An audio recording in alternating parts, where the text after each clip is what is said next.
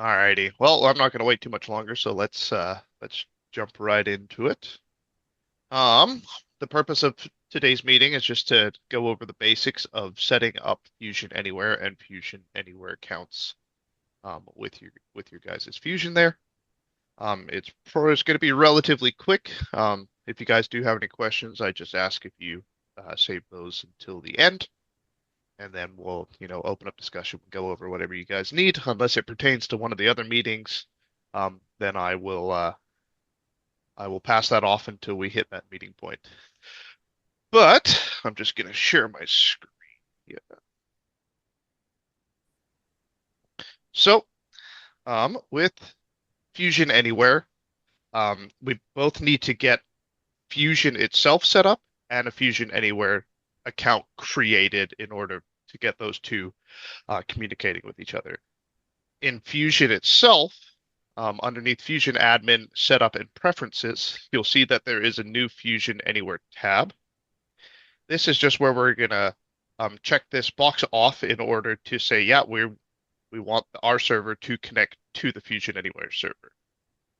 And then once that's done there, we can test our connection, and it's either going to work or it's going to say something that it's not working. So that's the only real reason for this window right here. Um, Once we have that connection in place, just going to jump back to our internet here. We're going to go to fusionanywhere.com to create a Fusion Anywhere account. To create a Fusion Anywhere account, simply hit the sign up button, put in your name, put in a phone number, and then an email address. I'm just going to use a temporary email address as my one is already connected to Fusion Anywhere, and then a password. And I do apologize that it has to be 15 digits long, but that is the most secure length that we would want to cut off at.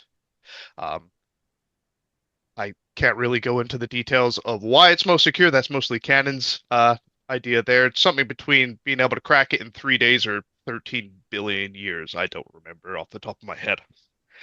So I'll just put in a password here.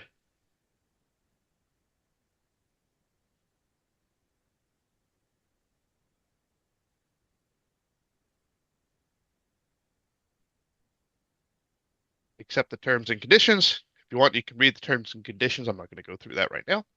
And then hit sign up. So when you hit sign up, it's going to send an email verification code to your email looking something like this. Going to give you a 4-digit verification number. So we're going to enter that 4-digit verification number in here, verify, and now we have a Fusion Anywhere account. You'll notice that we aren't currently connected to any Fusion servers, so that's what we're going to do next. What we need from here first off, though, is this 9-digit number. This is your Fusion Anywhere ID. So once you have your Fusion Anywhere ID either written down or copied, we can jump back into Fusion, go over to our users, list our users, find the correct user that we're connecting with Fusion Anywhere, hit our Fusion Anywhere connection button, choose what locations we want this user to be able to see information, hit connect again, enter our ID. We'll send over another email verification. As you see here, we should get another one.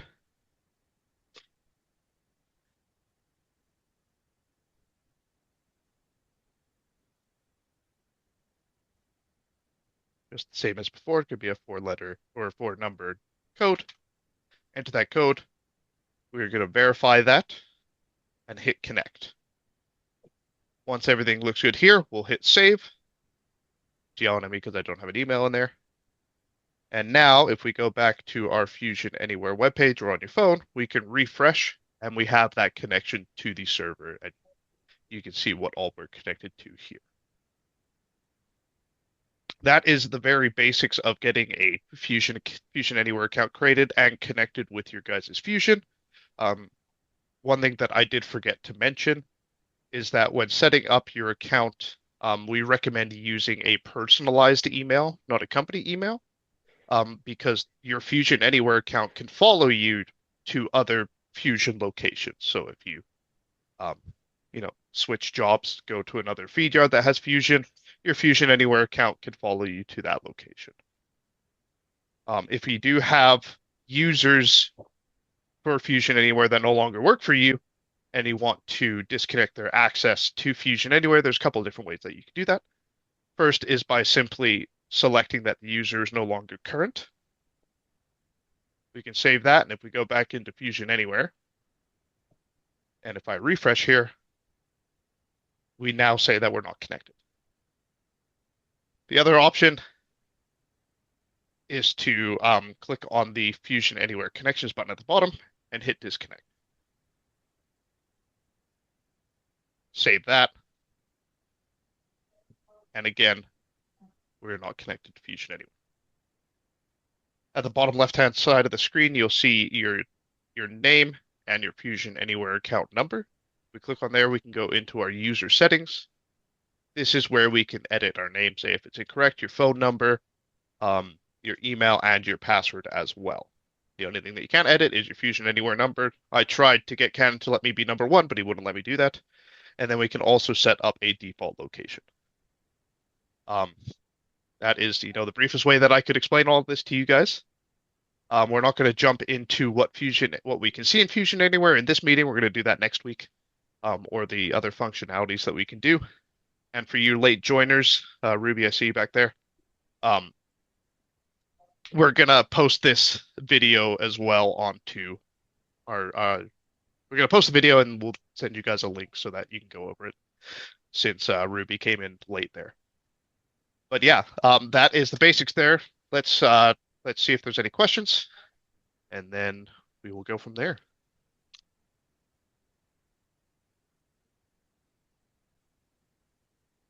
For those who are currently using Fusion Anywhere and adding users, have you guys experienced any troubles adding new users to your accounts, or any problems getting people connected up with the Fusion Anywhere account in general?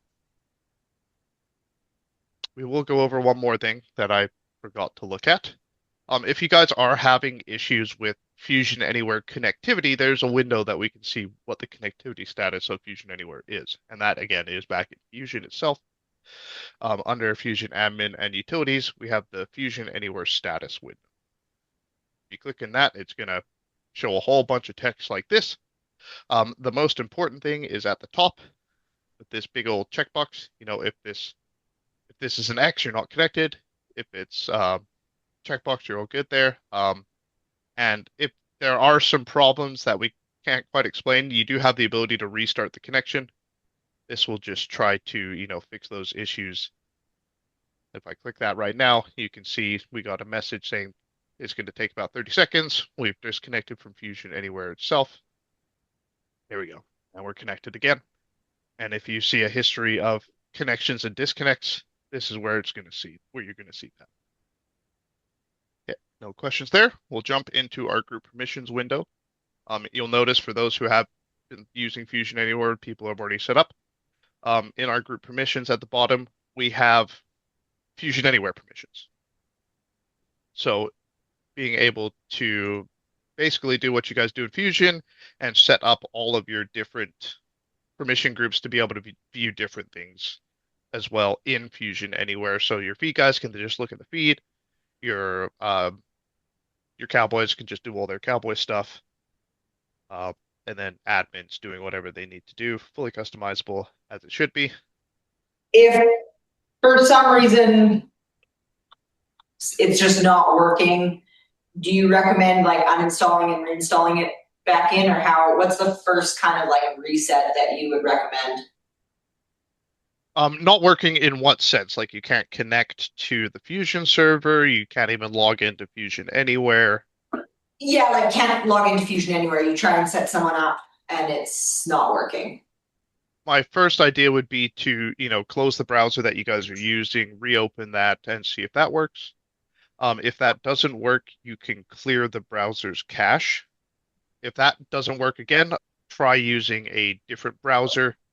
I know that I've had some intermittent issues with like Google Chrome. I have no idea why, like it worked perfectly fine for me today, but yeah, I would, just refresh, try that. If that doesn't work, clear the cache. If that doesn't work, you can try a different browser. It should work on all the browsers that I know of. But if it's a problem with the connection to Fusion itself, that's when you would go back into that Fusion Anywhere status window and see what's going on in here. Perfect, thank you. Yeah, no problem. Alrighty. Well, thank you guys for jumping on the call with us. And yeah, if you guys have any questions or you want to get set up with Fusion, you can give me a call or shoot me an email there. Oh, Just one last thing, if I may, Ben, before you close the meeting down. Thanks for doing that. Just a reminder that this was probably our shortest training. We just something to get everyone up and going.